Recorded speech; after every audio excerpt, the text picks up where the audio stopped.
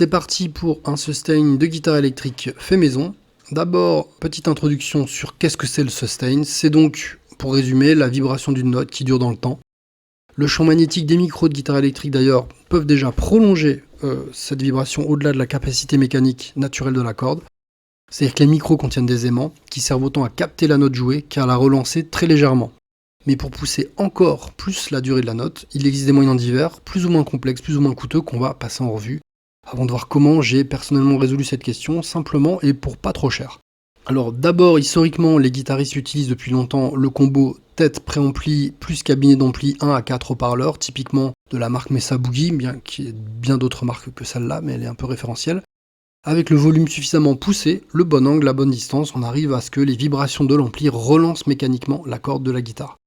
Par contre, ça nécessite un placement très minutieux, un repérage préalable avec éventuellement posage de gaffeur au sol, bref des conditions idéales qui sont difficiles hors studio. C'est aussi une solution encombrante physiquement, hein, c'est des gros amplis, et ça coûtera un voire plusieurs milliers d'euros, même en occasion pour du matos qualitatif. Alternative à cela, depuis quelques années, il y a des pick-up de type Fernandez ou Sustainiac qui sont proposés, donc des micros de guitare de certaines marques comme chez Schecter, Ibanez, Jackson ou autres, qui proposent donc des produits, des guitares à plus ou moins 1000 euros, tout dépend du budget qu'on veut mettre. Il est possible de modifier aussi une guitare existante pour en poser, cependant il faudra compter environ 200-300 euros de matériel, plus un travail précis de lutherie. En effet, il faut ajouter de l'électronique, une pile, des boutons d'activation en façade, donc ça nécessite un budget lutherie ou alors des talents de bricolage très poussés. On a dès lors des contrôles accessibles sur la façade avec deux modes possibles, standard pour la tenue de note en longueur et harmonique avec une version plus aiguë de la note qu'on joue. Alors le downside, le mauvais côté de tout ça, c'est que ça sacrifie un humbucker, celui du côté manche, puisque quand le sustain est coupé, le micro est single coil, simple bobinage, donc on n'a plus le son d'un humbucker. Autre option aussi très répandue, ce qu'on appelle les ZIBO ou les archets électroniques, c'est la possibilité d'acheter pour 50-100 euros un appareil avec d'oreilles de guidage et une tête d'excitation qu'on peut tenir en main comme une souris d'ordinateur à peu près. Ça marche sur pile 9 volts. Ce produit offre les mêmes modes qu'un pick-up, donc standard et harmonique, mais il n'est jouable que sur une seule corde à la fois, ce qui limite quand même gravement le jeu. L'utilisation n'est pas très pratique. Par exemple, si on veut alterner des passages avec ou sans au sein d'un même morceau, il faut poser l'appareil, le reprendre, etc. Ça reste cependant une solution simple et peu coûteuse pour ajouter du sustain à la palette sonore de notre instrument. Alors sinon, autre option encore, les pédales. Il existe des pédales qui simulent le sustain. Alors elles fonctionnent un peu comme un looper dont le bouclage est assez discret. Ça permet de faire durer des notes ou des accords alors qu'on continue à jouer par ailleurs. Ça fait un peu comme des nappes de violon ou de synthé en arrière-plan de ce qu'on est en train de jouer. La gamme de prix va dans environ plus ou moins 100 euros jusqu'à plusieurs centaines d'euros selon la qualité sonore et la conception qu'on souhaite. C'est pas à proprement parler du sustain, disons, naturel. C'est un bon remplacement ou un complément qui peut être intéressant, cela dit. Alternativement à tout ce que j'ai évoqué avant, moi j'ai cherché une solution faite maison qui soit jouable sur plusieurs cordes, qui soit pas aussi coûteuse que les solutions dont j'ai parlé, et qui ne nécessite pas des travaux intrusifs qui dénaturent la guitare.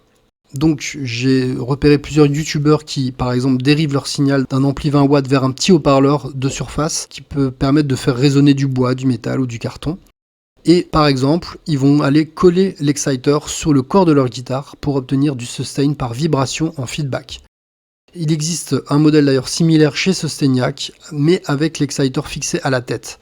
Et un boîtier de dérivation en bas de guitare qui est bridgé pour 250 euros, hors frais de lutherie. Par contre, là aussi, il faut installer tout ça. J'ai donc cherché, moi, à me faire un système qui allie ces deux conceptions, c'est-à-dire un exciter sur la tête, mais un ampli 20 watts en dérivation depuis mon pédalier pour ne pas avoir un boîtier en bas de la guitare. Alors, quel matériel j'utilise pour ce sustain fait maison ?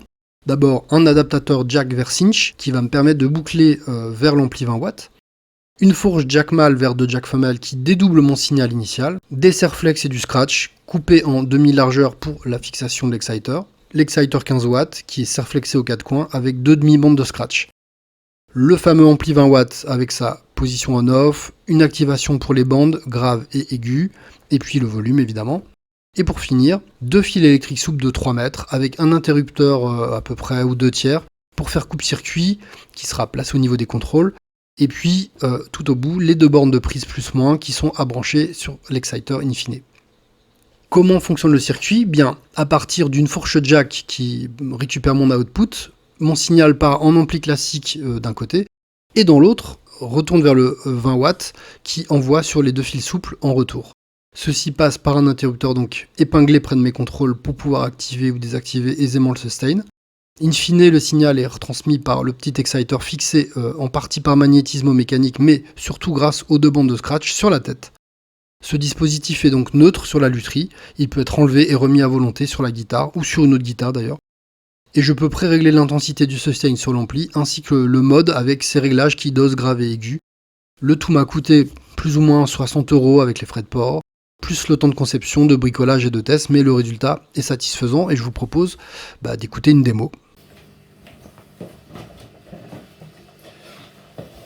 Donc alors, la démo, une fois branché, notre petit 15 watts, son mini ampli est à mi-course, 60% disons, 15 watts sur 20 à peu près, on l'exploite à peu près à fond ce mini ampli.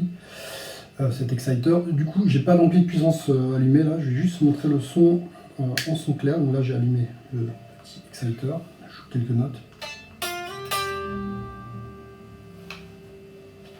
Ça rentre déjà en résonance. En son clair, sans ampli.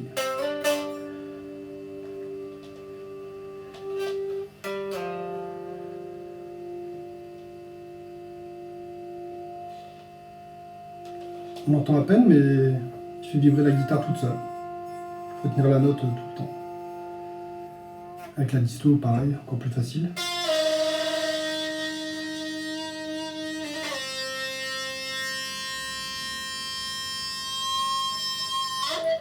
Donc avec ampli de puissance en son clair, pour commencer.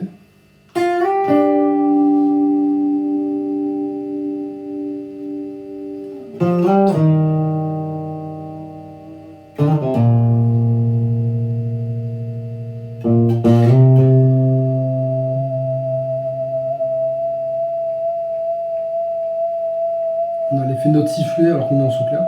Et avec la disto, là du coup faut un peu maîtriser parce que ça part en larcène comme si on était face à un ampli quoi.